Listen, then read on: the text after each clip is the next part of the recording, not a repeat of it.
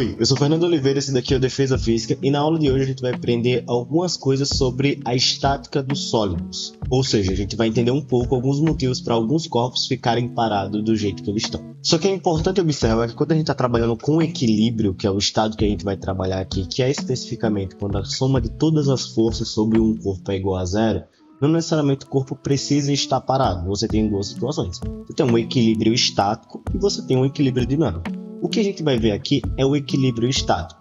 Mas como já foi estudado muitas vezes como é a situação de um equilíbrio em um ponto material, ou seja, em um corpo que ele não tem dimensões e outros assuntos, o foco aqui não vai ser necessariamente nesses corpos de uma dimensão só, porque é muito mais simples. É só você partir do pressuposto que a soma das forças ali tem que ser igual a zero, e para ser estático é só a situação de estar parado no seu referencial. Ou seja, ele normalmente, se você tem um referencial solo, ele não está se movimentando. Se estiver se movimentando, ele estiver em equilíbrio, ou seja, a soma de todas as forças igual a zero, então você simplesmente vai ter uma situação de movimento retilíneo uniforme.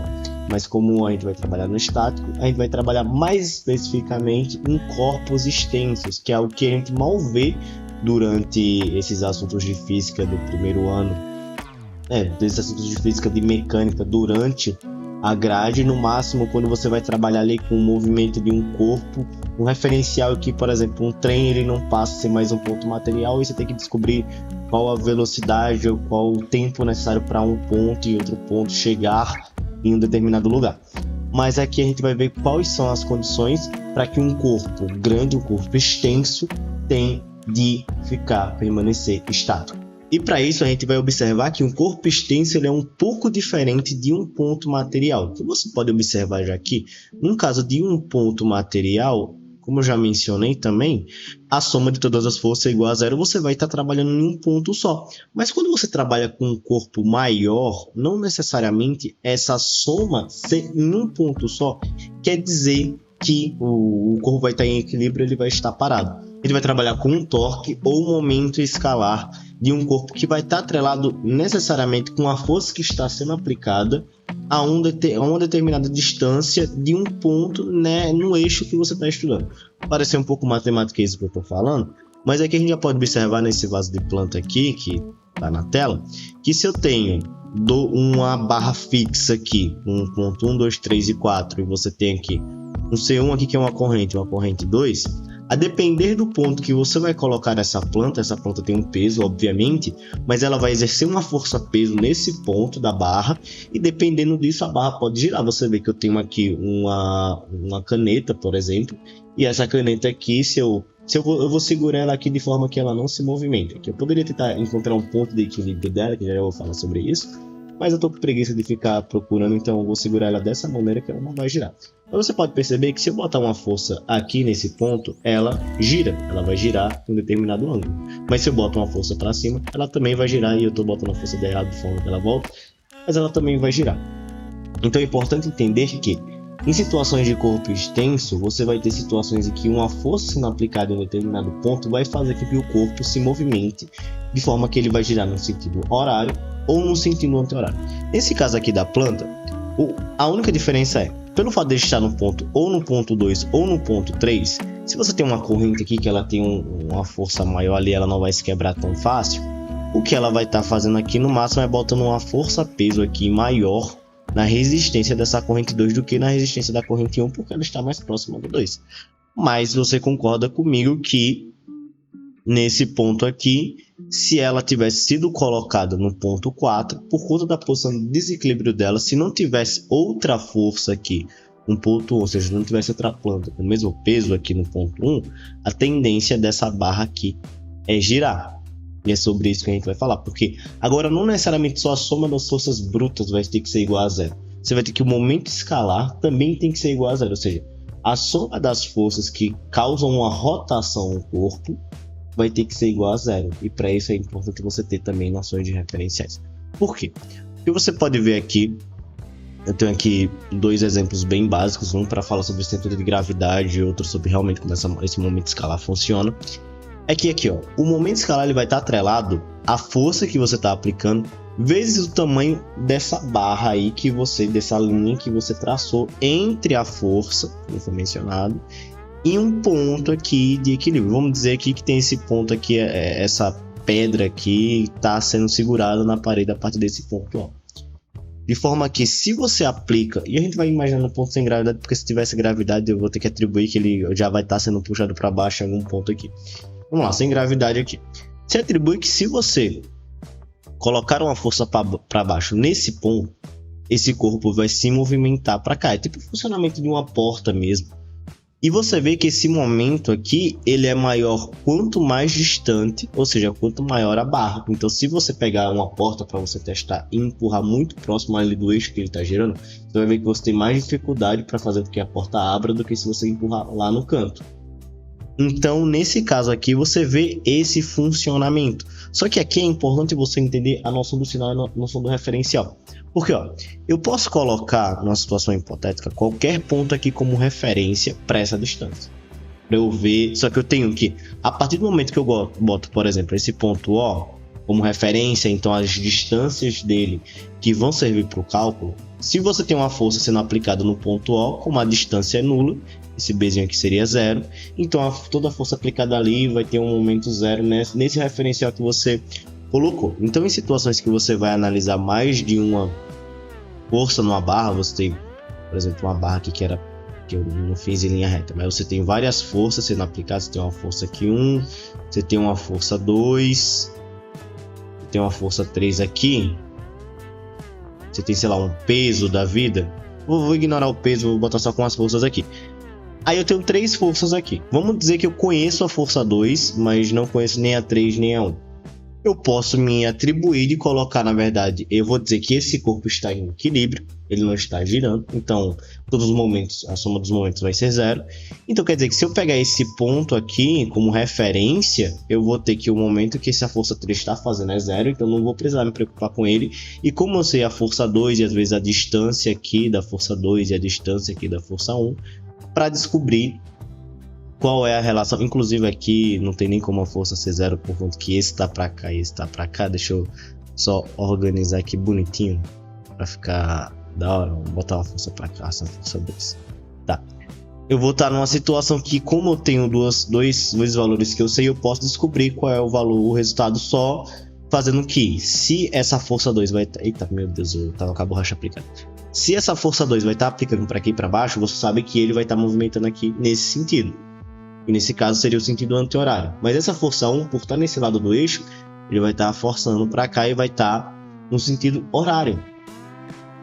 E tal qual um referencial, como você bota positivo para a direita e negativo para a esquerda, ou vice-versa, aqui você, a partir do momento que você escolhe que um lado vai ficar positivo, o outro movimento vai ser negativo para você acabar equilibrando a situação. Então, nesse caso aqui, você daria para descobrir qual era o valor da força 1, e depois, como você tem o valor da força 1, você atribui o eixo para qualquer um dos lugares aqui e descobre qual o valor da outra força, fazendo esse cálculo básico que você faria. Para você descobrir qual é esse valor da força, você já tem o outro negócio. Então, questão de referencial e escolher o ponto estratégico é muito melhor, é muito importante você saber o que fazer.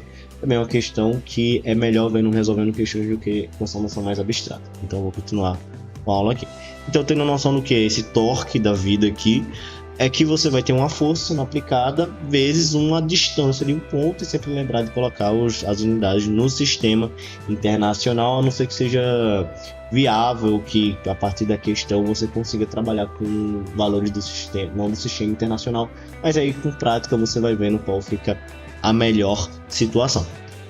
E aqui nesse caso está uma barra e tem um centro de gravidade, porque é importante observar que corpos, eu não vou falar de corpos muito complexos, mas falar de corpos geometricamente interessantes para a gente, tipo com geometrias básicas, tipo uma barra, tipo um quadrado, tipo um círculo e bem fechadinhos, é o fato de que o centro de gravidade normalmente está no centro geométrico desses corpos. Você tem outros corpos mais complexos, com formatos mais complexos, mas você também vai ter o centro de gravidade em um ponto específico. A questão interessante é, você pode trabalhar com ele de forma que a força-peso está sendo atuada totalmente nesse centro de gravidade. O que não é verdade, porque você na verdade vai ter várias massas aqui em vários pontos e você vai ter várias forças, só que por você Por exemplo, eu tenho uma barra aqui e eu tenho várias forças, pesos aqui. Deixa eu botar em vermelho, senão não dá pra ver. Eu tenho várias forças, pesos aqui, mas eu também tenho várias forças, pesos aqui, que eles vão meio que se equilibrar em um certo ponto. É por isso que se você pega, por exemplo, uma barra só num cantinho, você vai sentir o puta peso, porque você vai ter toda essa força, peso aqui nos extremos, te forçando a descer a barra. E se você pega no centro, você vai sentir menos, porque toda a força-peso meio que está centrada ali, e os torques que serão aplicados nesse ponto e nesse ponto não necessariamente vai te trazer um problema, porque eles vão se anular. Então é importante você saber nessa situação, para você não pegar uma coisinha gigante, um pedaço de pau gigante pela pontinha, a não ser que você queira realmente fazer mais força, porque todo o peso atuando em todas as partículas desse corpo aqui, mesmo que ele esteja centrado no meio aqui, para você ter uma noção de como ele está funcionando, ele vai te causar muito mais peso e vai fazer girar, e você vai ter que fazer mais força.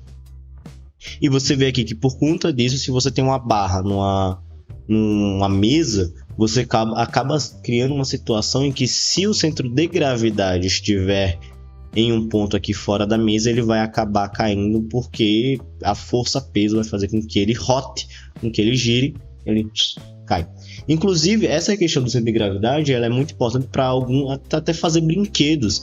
Você tem aquele brinquedinho que é normalmente um passarinho, que ele vai estar numa piramidezinha, você vê que tem um passarinho aqui, que ele fica girando, e você acha, meu Deus, como é que esse passarinho fica girando?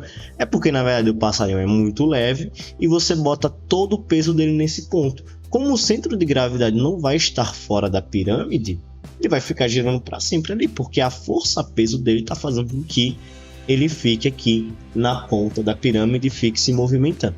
Então, física é muito utilizada em muitas coisas, até coisas bobinhas para o entretenimento, mas é muito bom entender como isso está acontecendo, como isso está funcionando. E até para fazer algumas coisas legais numa festa, que eu já tentei fazer isso e não consegui. Mas, por exemplo, quando você tem um corpo de uma configuração geométrica bem complexa, com vários pesos diferentes, como com garfos, uma rolha e um palito, você pode criar situações, por exemplo, em que às vezes o centro de massa, nesse caso aqui o centro de massa vai estar nesse ponto, então o corpo vai acabar não caindo, não rotacionando para cá, então é muito mais tranquilo, ele está bem equilibradozinho, por conta que você tem as massas desse garfo e desse garfo para cá, então meio que você vai chegar numa média aritmética, uma média ponderada ali das massas. É mais complexo de fazer aqui, mas por conta dessas massas distribuídas aqui, vai acabar que o centro de massa vai estar nesse ponto, e como você tem algo aqui, ele vai pesar para baixo, ele não vai girar. Mas tem toda uma configuração diferente de uma coisa que você pode fazer numa festa aqui. Esse negócio, olha o que eu sei fazer. O negócio fica ali sem cair, a galera fica, meu Deus, como assim? Tá sendo segurada por um palito, nossa, você é incrível.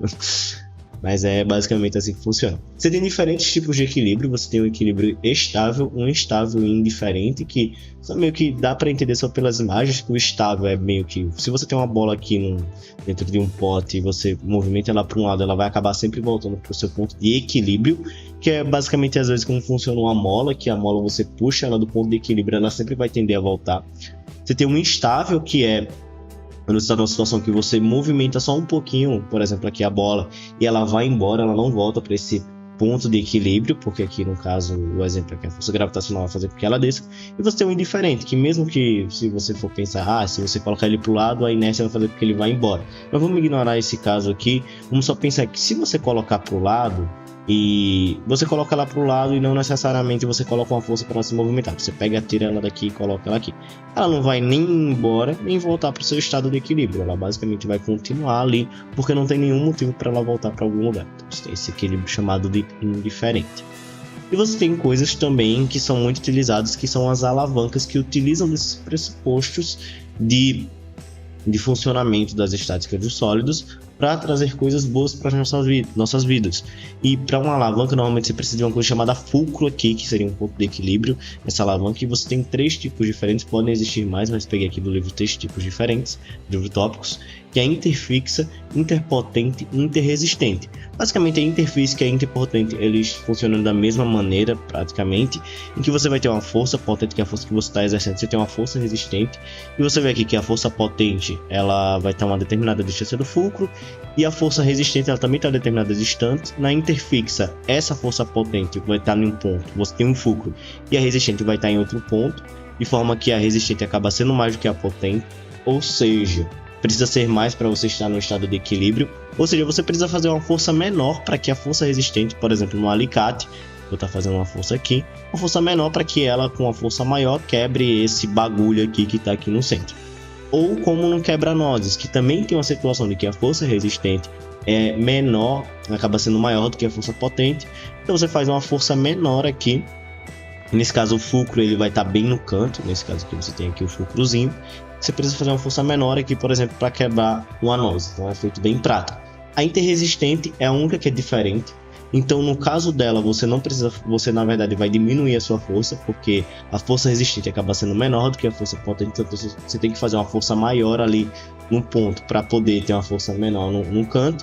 Não quer dizer que ela não seja utilizável, mas por exemplo aqui numa pinça em que você às vezes precisa pegar uma coisa que não é tão resistente, então você precisa diminuir a sua força do que você está fazendo. Então é importante você utilizar algo aqui em que você vai segurar, que você não vai estourar, por exemplo, essa bolinha que eu não faço a menor ideia de que material é feita, porque é um desenho de um livro.